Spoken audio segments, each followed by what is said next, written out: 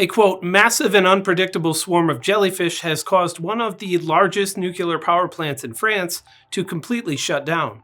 According to The Guardian, the jellyfish swam into the water intake systems at the Gravelines facility in northern France. The resulting clog in the filters caused 4 of the plant's 6 pumping stations to cease operation. The other 2 were already shut down for maintenance, leaving the systems needed to cool the reactors completely offline. Luckily, energy company EDF said the marine mammal traffic jam happened in a non-nuclear section of the plant, so a radioactive disaster was averted. But the plant does provide power for up to 5 million homes, so a lengthy disruption could impact a lot of people. Nuclear plants are often set up in coastal regions for easier access to the massive amounts of water needed to cool the facility, and that proximity to the jellyfish habitat means the invertebrates regularly gum up the works. It's enough of a recurring problem that the University of Bristol actually developed a tool for providing early warnings when nearby jellyfish congregations get too close to nuclear power plants. Unfortunately, the jellyfish problem could be getting worse.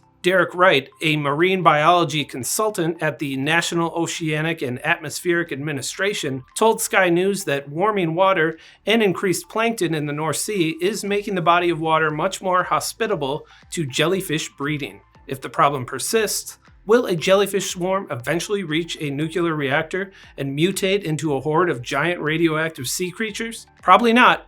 But just in case, the Oceanic Invertebrate Research Institute said additional strategies like chemical disbursement and active removal can be used to keep the jellyfish in the ocean where they belong. I'm Ben Munson, and this is Manufacturing Now.